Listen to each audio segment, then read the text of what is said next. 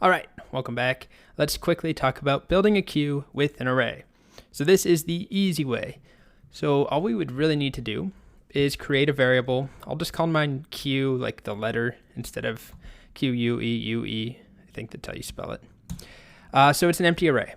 And there's at least two ways of doing this, really. We can add to the beginning or add to the end. So let's just pick one. Let's say that we're going to start by adding to the end of the array. So we could use push, right? So let's push first and a couple more. Let's do second, and surprise, we'll do third. All right, so the array looks like this. So for this to work or operate as a true queue, we need a way to remove first, second, and third. So we want to remove from the beginning.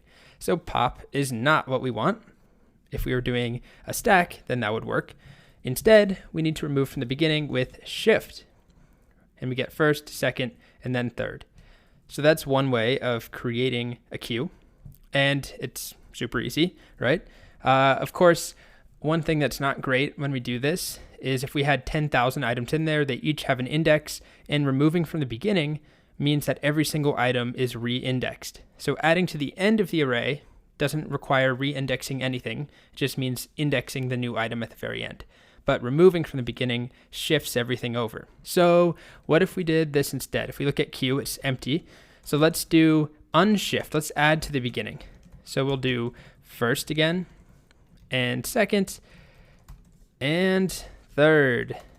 Very exciting. So if we look at Q, it now looks like this. And then to remove, following the rules of a queue, first in, first out, we would need to pop from the end. So we get first, second, and third. So those two pairs, we could do unshift combined with pop, or we could do push combined with shift. Both are going to give us that desired queue functionality, first in, first out.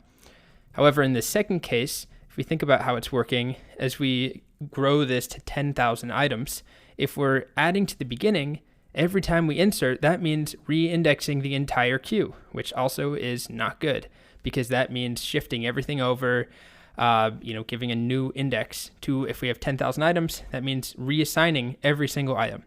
Popping from the end works well.